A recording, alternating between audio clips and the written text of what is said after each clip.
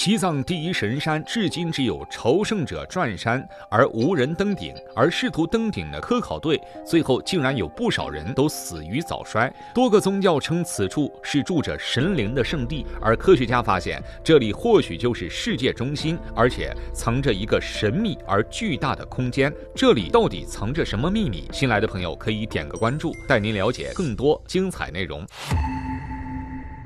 在地球上有这样一个奇特的现象，我们把北极、英国巨石阵、埃及金字塔、百慕大三角、恶魔塔这些发生过超自然现象或者有神秘历史的地方，用直线交汇于一点，你会发现它们的交汇处正位于中国西藏西南边陲，这里正是西藏第一神山所在之处。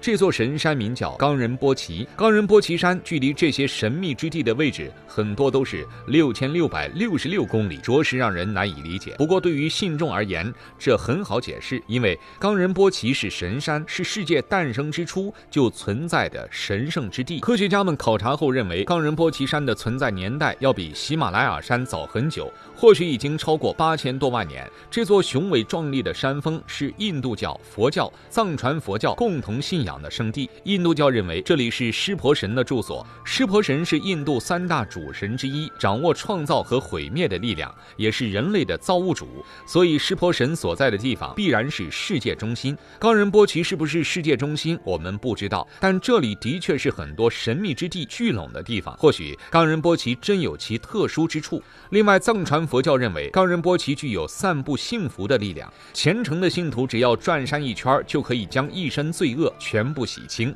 浪子回头，重新做人。如果能转山10圈，则可以免除地狱劫难，死后进入极乐世界。正是在这些传说的宣传下，冈仁波齐的名气越来越大，每年吸引无数游客前来转山。其实在佛教中，冈仁波齐山还有一个更为人熟知的名字，那就是须弥山。在西游记中，银角大王想要智取孙悟空，就搬来3座大山来镇压悟空。这3座大山除了峨眉山、泰山之外，还有一座就是须弥山。在佛教经典中，对于须弥山有非常详细的介绍。他们认为宇宙是由3000大世界组成，3000大世界是一佛之化境，在3000大世界中有无数个世界，每个世界都是由风轮、水轮和金轮组成。金轮之上是山川、海洋和大地，而须弥山就在世界的中央。据说须弥山深入地下110万公里，高度同样也有110万公里。当然，这只是宗教传说的说法。如果银角大王真能搬来这样一座大山，别说镇压孙悟空，如来恐怕也不在话下。所以有人认为，银角大王搬来的可能是位于宁夏的须弥山，而不是传说中的须弥山。在吠陀文献中，须弥山不但是世界的中心，还是宇宙的中心，它连接着天堂、人间和地狱。树枝就是天堂，树干就是人间，树根自然就是地狱了。或许正是如此，在传说中，须弥山才能有110万公里的高度，毕竟它要直达天界。而冈仁波齐峰的确有高耸入云的即视感，山顶终年被云雾笼罩，人们很难亲眼看到山顶究竟有多高，是否真能直达天界。对于这座无数人心中的圣地，人类也曾数次尝试登山探秘，但结局却是灾难的。西藏第一神山至今为何禁止人类攀登？曾有2支探险队登山，揭开了神山的冰山一角，最终却因神秘力量阻止，没能登顶，甚至还有不少人最后死于非命。难道真的是神出手阻拦了登山者吗？西藏第一神山自然是无数人的信仰之地——冈仁波齐。冈仁波齐山类似一个金字塔的造型，非常巧合的是，金字塔的4条山脊线完美对应东南西北4个方向，同时发展出了亚洲的4条大河。这4条大河分别为印度河、雅鲁藏布江、萨特莱杰河以及加格拉河。这4条大河又对应了宗教领域的4大洲，分别为东胜神州、西牛贺州、南瞻部洲和北俱泸州。正是由于冈仁波齐的种种神奇，无数人对这座神山心向往之，也渴望登顶这座神山，希望能朝见神灵。不过，人类想要登顶冈仁波齐，无异于痴人说说梦。它虽然没有珠穆朗玛那么高，但其山势更险，环境更危，也更难征服。即便是做了万全准备的登山队，面对冈仁波齐山也没能得偿所愿。比如1996年的中韩两国联合登山队，登山队员们只攀登到半山腰的位置，就因为天气原因再也无法前进。不过登山队并不是一无所获，据说他们在半山腰处发现了神秘脚印。要知道这里人迹罕至，连登山队也是第一次来，这神秘脚印又来自哪里呢？当地居民表示，这或许是切莫野人的脚印。在当地有关于切莫野人的传说，他们浑身毛发浓密，可避严寒，常年居住在附近的山洞中。据说还有牧民曾遭受切莫野人的袭击，被野人撕裂嘴巴，至今没能痊愈。这些野人在秋季活动最为频繁，因为秋季是收获的季节，他们会出来采集食物，以供冬天之需。当然，这些都是当地牧民们的传说，并没有科学证据予以证明。这次登山受挫后，中韩联合登山队解散，也宣告这次征服行动彻底失败。此外，还有一次登山活动是1999年的俄罗斯科学考察队。俄罗斯科考队之所以要征服冈仁波齐，是因为苏联曾截获法西斯德国的一份绝密资料，其中提到了很多神秘而诡异的事情。此后，苏联一直想要到西藏进行考察，尤其是对冈仁波齐峰兴趣极为浓厚。经过多年的准备，科考队把苏联都熬到解体，终于在1999年组建成型，并成功来到西藏，探索这片未知领地。俄罗斯科考队的领队名叫莫尔达舍夫，他之前看到冈仁波齐的照片时，就一口断定这不是一座山，而是一座金字塔。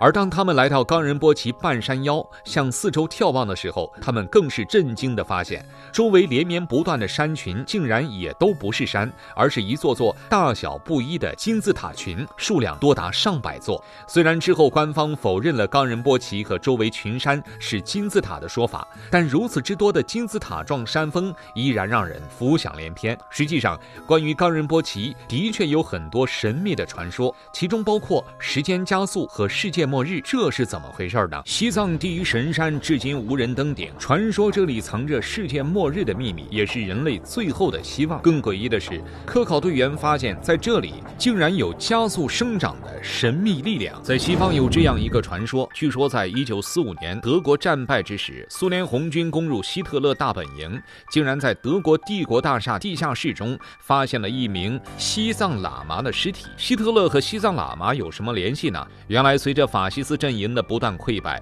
希特勒将扭转战局的希望放在了玄学身上。他听说西藏的冈仁波齐是宇宙的中心，这里隐藏着一个名为沙姆巴拉的地方，具有倒转时光的力量。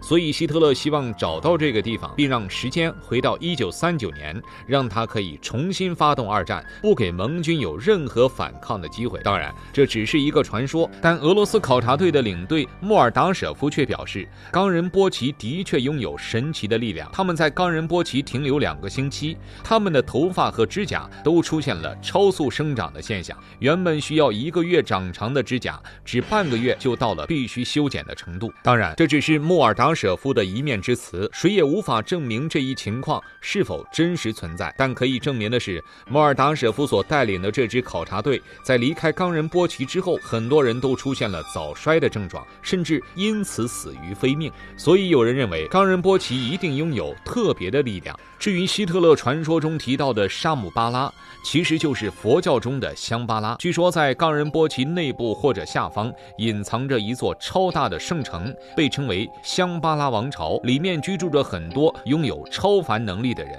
香巴拉王朝受国王的管辖，据说国王是一位大菩萨转世，在国王的教化下，这里的人民只有快乐、满足和宁静，没有任何尔虞我诈和对物欲的追求。似乎他们已经剔除了贪嗔痴的杂质。在传说中，香巴拉王朝存在的意义就是预防末日审判。据说在公元2500年左右，世界会被物质和欲望支配，人类之间会爆发超级战争，社会和文明都失去底线，变得摇摇欲坠。而这就是末法时代，也是基督教口中的末日审判。在末法时代，佛法已经彻底失传，连佛祖和菩萨都无法拯救世人。好在香巴拉还存存留着佛法真正的奥义。此时，香巴拉的人民会走出冈仁波齐，重新向世界宣扬佛法，并带领人们走出困境，重建新的世界。当然，这一切也只是神话传说。不过，有科学表明，在西藏下方的确存在着一个巨大而神秘的空间，只不过现在人类还没有能力去这里探索。所以，这个神秘的空间会是传说中的香巴拉吗？冈仁波齐会是香巴拉的入口吗？问题的答案只有等待科学家们的进一步探索来解开了。欢迎留言讨论，我们下期再见。